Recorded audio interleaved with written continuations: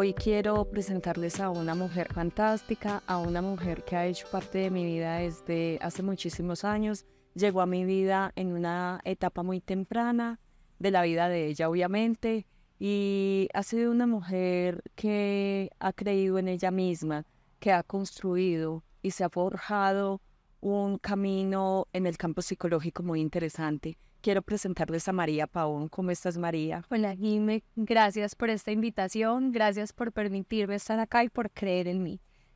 María, hoy quiero que toquemos un tema muy especial y ha sido un tema que muchos de ustedes lo han solicitado y es el tema de la relación madre e hija. Nos han escrito mucho, nos han hecho muchas preguntas al respecto, pero quiero que hoy lo enfoquemos en esos límites y en esa relación muchas veces, como ustedes lo han definido, tan catastrófica entre mamá e hija. ¿Por qué María? Porque María en estos momentos la considero un referente en las relaciones madre e hija y sobre todo en el tema de juventud, niñez y adolescencia. María, cuéntanos sobre esas relaciones complicadas, sobre esas relaciones que generan tanta incomodidad y tanta disfuncionalidad a través de los hogares. Bueno, Jime, mira, yo pienso que lo que más vemos hoy en día, cuando las mujeres, las mamás o finalmente los criadores, porque puede haber una figura paterna, puede haber una figura materna, quien está en conflicto con sus hijos y con esa posibilidad de gestionar límites, autonomía, confianza, independencia en el día a día. Lo que más encontramos al momento del conflicto es duda en el sí mismo, ¿cierto? Cuando yo en ese lugar de cuidador, cuando yo en ese lugar de madre o de padre estoy dudando de mí, finalmente va a ser muy difícil hacer que ese chiquito para el cual yo soy un referente, el cual me imita constantemente, el cual aprende más de mí por lo que yo soy que por lo que digo ser, para él el mensaje empieza a ser un poco confuso. Entonces, mi principal objetivo como terapeuta siempre es finalmente quién soy yo como mamá, quién soy yo como criadora, quién soy yo como papá, quién soy yo como familia, para poder así entregar un mensaje coherente, congruente a esos niños que hoy estamos criando y que este mensaje llegue de una manera genuina a ellos, para que ellos lo puedan entender no por un deber ser, sino entender porque así se siente en mi hogar, así se siente en mi familia. Y finalmente cuando uno actúa desde el sentir, no hay un conflicto constante. Y yo pienso que ahí es donde empieza a haber ese caos en el día a día en la casa, cuando no hay coherencia entre lo que mamá dice, entre lo que mamá actúa, entre lo que mamá espera de mí, y luego lo que me dice papá, y luego lo que entra una tercera persona. Hoy en día es muy común una nana, una abuela, una tía decirme. Entonces, toda esa incongruencia en los mensajes es lo que el niño o la niña empieza a recibir de alguna u otra manera confusa. María, esto es un tema que ha aquejado los hogares durante toda la vida. Simplemente ahora se está viralizando y estamos siendo más conscientes de las cargas emocionales que los hijos y que nuestros hijos traemos a través de esas madres o de esos padres. Pero quiero que me hables de algo específicamente, María. ¿Cuál es el objetivo o cómo afrontas tú estas situaciones cuando estas familias llegan a tu consultorio? Es decir, yo quiero que acá en este espacio les hablemos a esas mamás, a esos papás que están en estos momentos en conflicto con sus hijos, con sus sobrinos. Yo quiero que les manifestemos y les digamos cómo pueden hacer para de pronto empezar a mejorar este tipo de relaciones. Y si bien no normalizar desde, él es grosero, eso es normal por la etapa, es enseñarles de que son situaciones que pasan, que suceden, simplemente cómo le doy yo manejo a esas situaciones. Cuéntanos, María, cómo podemos hacer para que toda nuestra comunidad a través de este mensaje pueda partir como de un principio desde este momento. Perfecto, Jimé. Mira, Finalmente, cuando en la casa se manifiesta este malestar y yo como mamá o como cuidador digo, acá hay algo que no me está funcionando bien, yo pienso que desde ahí ya estamos partiendo desde un principio de conciencia, y es decir, hay algo que me incomoda. Cuando hay algo que me incomoda, lo más importante es tener esa capacidad de decir, voy a revisarme a mí, voy a revisar mi entorno y voy a revisar a mi familia un poco. Cuando yo logro ya tener esa conciencia de que hay una incomodidad. Perdón, estamos hablando de los cuidadores. Debemos empezar, los primeros que debemos empezar a mirar hacia adentro somos nosotros como cuidadores. Porque finalmente el malestar se manifiesta en una dinámica familiar, pero para los niños ellos no lo verbalizan como un malestar, o el adolescente no lo verbaliza como un malestar, lo actúa. Hay una reacción, sí. ¿Cómo lo actúa el adolescente? Normalmente a través de rechazo, aislamiento, soledad, independencia, rebeldía, lo que nosotros decimos está grosero. El niño a través de pataletas, llanto, mandatos y llamados de atención constante. Entonces el niño no nos viene y nos dice, o el adolescente no es lo común que venga y nos diga, no me siento bien o hay algo que me está incomodando. Pero yo como adulto debo tener la capacidad racional y la capacidad de conciencia de entender, acá hay un malestar y acá hay algo que se está saliendo del funcionamiento que yo como familia espero y quiero, porque cada dinámica es diferente. La mía funciona de una manera y no significa que la mía esté bien y que la tuya esté mal. Simplemente somos dos familias diferentes, ¿cierto? Cuando yo ya logro tener esa conciencia de que hay algo que se está saliendo de lo que yo quiero, lo que yo deseo y lo que yo espero, puedo empezar a abordarlo, y para mí el abordaje principal y lo que siempre recomiendo en terapia es abordarlo ¿desde dónde? Desde la conexión con ese otro. Muchas veces como adultos invalidamos al otro por ser un niño o por ser un adolescente. No somos empáticos a sus sentimientos, no somos empáticos a su lugar, no somos empáticos a sus emociones. Y aquí es importante entender que ellos están atravesando un ciclo de vida, un ciclo vital, que nosotros seguramente ya atravesamos, pero todo ese proceso de desarrollo y de crecimiento implica unas crisis. Y van a haber momentos donde esa crisis se ve mucho más y van a haber otros momentos donde esa crisis está un poco más menguada. Entonces, cuando yo como adulto logro tomar conciencia de ese malestar, pero también logro empatizar con ese otro y decir, ¿por qué en este momento? ¿Qué le está pasando? ¿O qué me quiere decir? ¿Qué me está tratando de manifestar? La manera como yo lo puedo abordar es completamente diferente. Porque yo no lo voy a abordar desde mi malestar, desde, ¿por qué estás grosero? No me hables así, que es que yo soy tu mamá. Es que aquí tienes que hacer lo que yo te digo. Yo no lo voy a abordar desde ahí. Ahí tú estás hablando desde ti, sino que tú tienes que conectar con ese otro. Y finalmente, cuando tú conectas con él, tus preguntas van a ir a hacer qué pasa en él o qué pasa en ella. Porque él me está tratando de manifestar algo que quizá yo no estoy escuchando y por eso tiene que hacer tanto ruido. Yo muchas veces le digo a las mamás en consulta, ese niño que está haciendo esa pataleta constante está gritando que le escuches algo. ¿Qué? A veces yo no lo logro escuchar porque la pataleta me aturde tanto que me incomoda que yo ahí mismo reacciono. No grites más. No más, no te aguanto más, es que mira, me está doliendo ya la cabeza con tus gritos, pero si yo logro escuchar ese malestar, ese ser que hay ahí, seguramente mi respuesta no va a ser comportamental, sino que va a ser desde una conciencia diferente. ¿Cómo hago yo como madre de un infante para empezar a desarrollar o agudizar esas situaciones con mi hijo o con mi hija?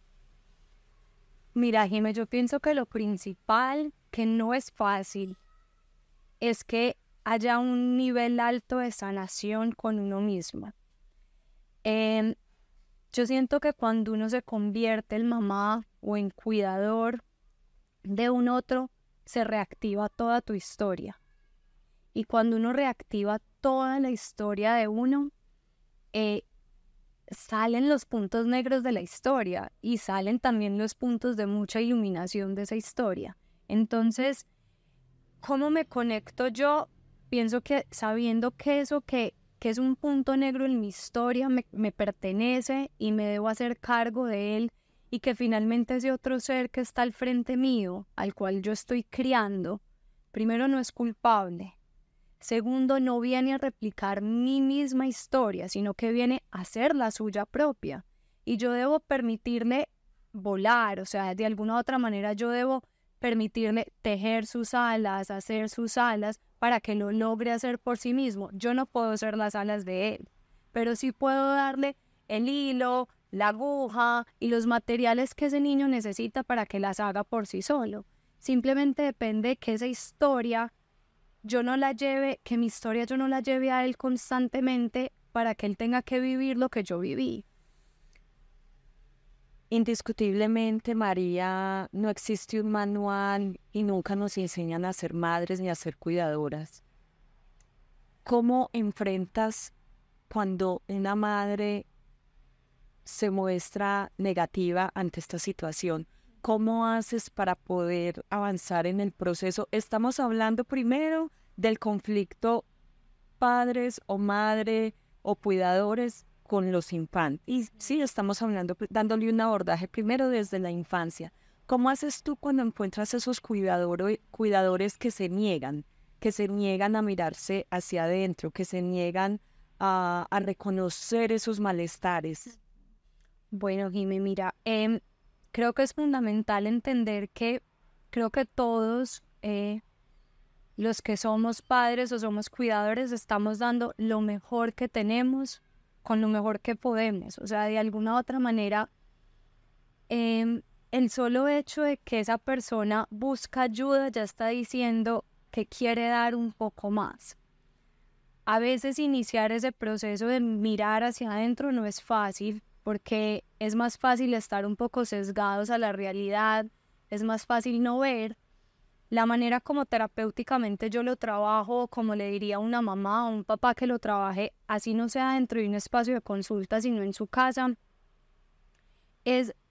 pienso que desde haciendo las situaciones difíciles, algo con lo que ellos puedan trabajar. Es decir, esa pataleta, que hablo de pataleta porque estamos hablando de la infancia, la pataleta se presenta diferente en la adolescencia, pero cuando se presenta esa pataleta, cuando se presenta esa negación a ponerse lo que se debe poner, a peinarse, a comer, a soltar el celular, pienso que ahí es cuando yo empiezo a coger esas situaciones como material de trabajo y no como el escenario de caos y de catástrofe, que normalmente es la posición que tenemos como adultos. O sea, es que esto ya es lo peor, es que esto ya es un caos, y no trabajo sobre esa, sino que ya eso se vuelve una situación que determina que estamos mal.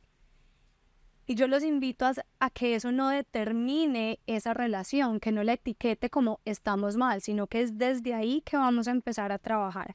¿Cómo vamos a empezar a trabajar? Digamos, vamos a hablar de límites. Entonces, es que no quiero almorzar. Un ejemplo muy común es la pelea de la tía con la comida. Y el almuerzo es, no sé, mondongo, sancocho, lentejas, frijoles. A mí esto no me gusta, yo no quiero. ¿Cuál es mi invitación?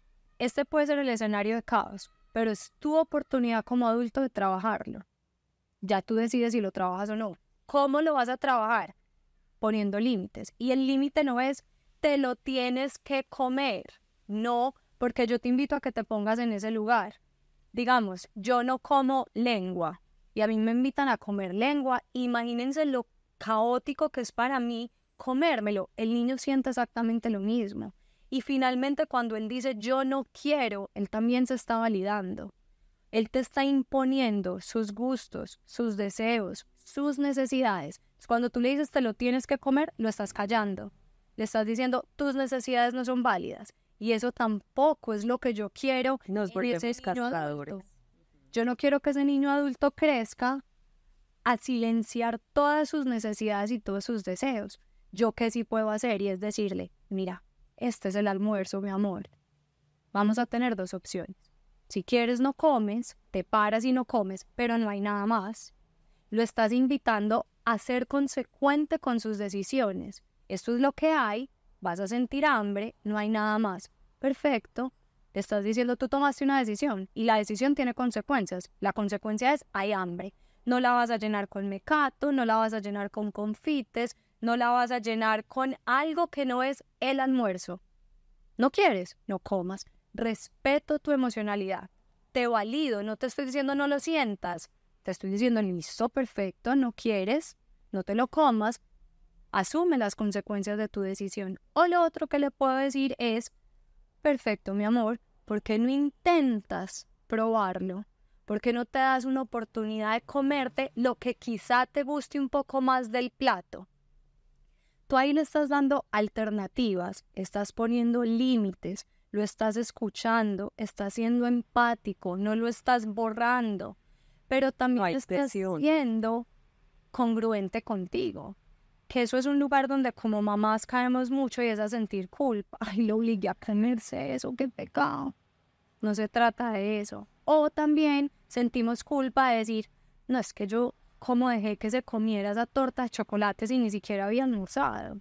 Entonces evaluamos nuestra... Esa es otra pregunta, María. ¿Qué hacer cuando el niño o niña que no quiso el mondongo, los frijoles, y asume de momento, porque lo he visto muchas veces y lo viví con mi hijo, de momento asumen que sí, está respetando mi decisión, no voy a comer, voy a sentir hambre, pero luego entran en el juego de la manipulación?